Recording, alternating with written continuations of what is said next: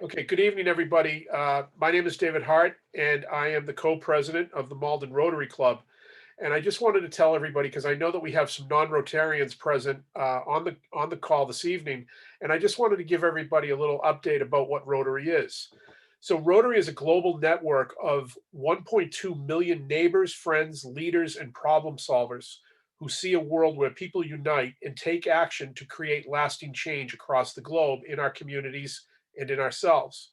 For more than 110 years, Rotary's people of action have used their passion, energy, and intelligence to take action on Rotary sustainable projects. Rotary members believe that we have a shared responsibility to take action on our world's most persistent issues. Over 35,000 clubs work together to promote peace, fight disease, provide clean water, sanitation, and hygiene, save mothers and children, support education, grow local economies, and support the environment. Malden Rotary has been serving the community of Malden for over 100 years. We actually just celebrated our 100th birthday last year. And this evening, I would like to introduce you to Kate Ray, who is the volunteer coordinator for the Malden Warming Center. And at this point, I'm going to turn it over to Kate. Thank you.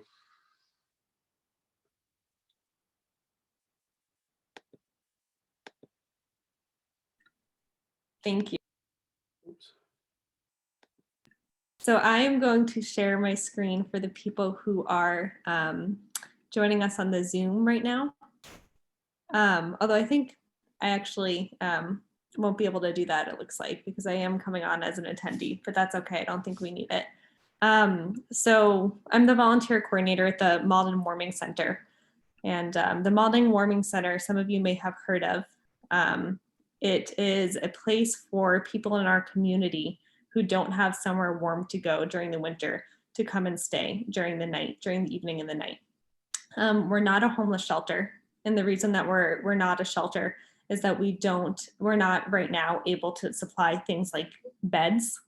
You know, we're not somewhere where people can kind of come long-term. We're more somewhere that people in our community can come and get out of the really dangerously cold temperatures and have somewhere safe to spend a night, have somewhere to get some food. We do always serve a hot dinner, and can have resources like clothing and toiletries. We also, at some points, are able to help people move into different stages of life. For example, we have this year, I think there's already been two guests at the center who are interested in getting help for substance abuse. And both times we were able to connect them with resources, and they were both able to get into treatment programs, which is very, very exciting. Currently at the center, we have our greatest need is volunteers. We have several shifts that are available. I think probably the most urgent right now are the monitor shifts. So we have a shift from 6:30 p.m. in the evening until 12:30 midnight. And then we have a second that is 12:30 a.m. Until 6:30. And what these shifts do is it's kind of like monitoring the room. You're making sure that everybody's safe. You are checking in guests as they come in, maybe, you know, getting their name.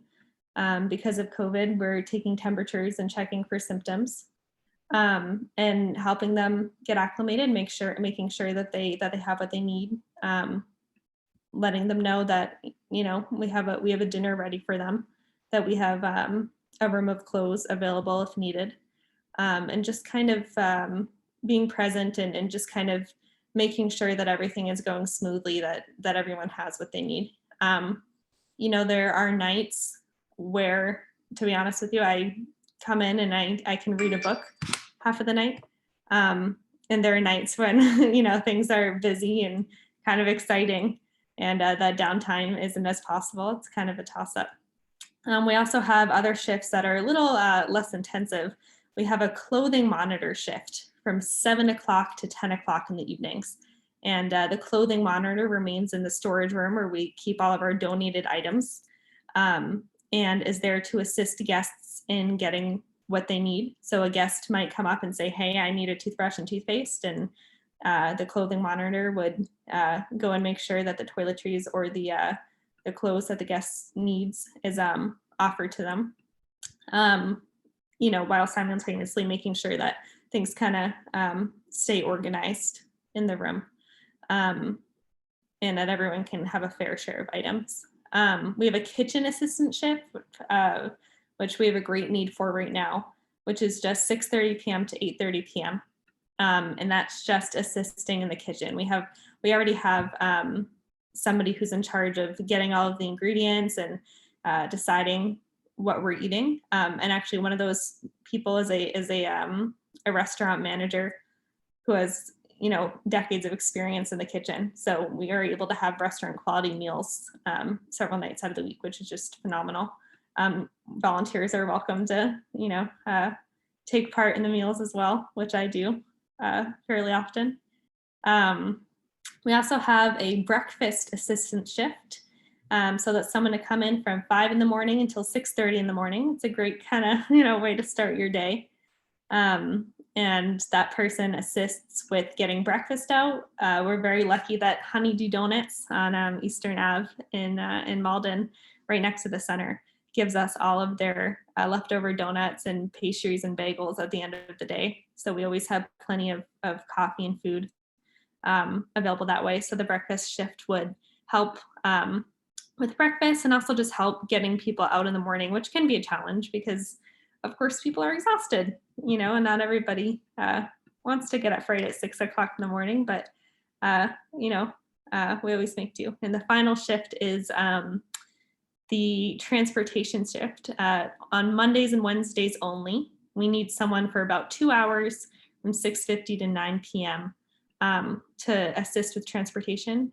This person does not need to drive or provide a vehicle. There's a vehicle provided and someone will be driving, but you would be kind of riding along with everybody there. And I know that probably the greatest concern for a lot of volunteers right now is the pandemic.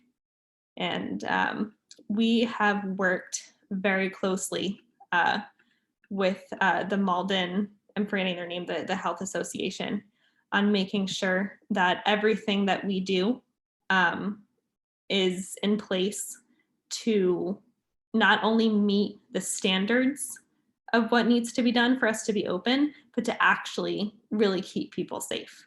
So not only are masks required for everybody, gloves are required for volunteers, as well as frequent sanitization of all surfaces and bathrooms, et cetera, but also the guests who used to be able to congregate and socialize all together are now kind of unfortunately separated.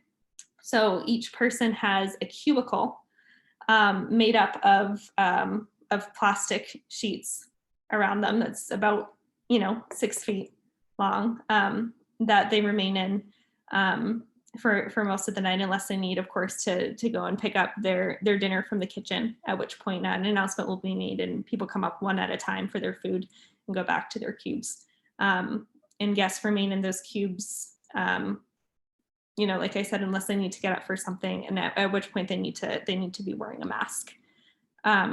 So it is normally possible for volunteers to remain a good distance from other people. So we do really do our best. We also have kind of an air purifier that runs all night. So we do temperature checks of volunteers and of guests as well. So we really do our very, very best and are working closely with the powers that be who kind of know what they're talking about. And if you're not able to volunteer but would like to get involved in other ways, we do often look for donations. I will say that at this point, thanks to really the outpouring of support that we got from our community this year, we don't have the need for a lot of items, partly because we just don't have the space for all of the wonderful things that we've, that we've gotten. We do often have specific needs. For example, right now we're in need of more medical gloves. And I know last week we were really in need of sweatpants, and the community came together and really met that need. And we're very grateful for that. We also sometimes need people to wash blankets because of COVID. One of our precautions is that we're washing every single blanket every single night, which is a huge undertaking. We're currently working on ways to mitigate the number of blankets that people are having to wash. But even though we currently have a schedule where people are washing blankets, we might eventually need to add another spot for a second person to take home some blankets. We also need people for backup if somebody ever can't get to the blankets, or we just have way too many that day. It's always great to have someone as a backup there.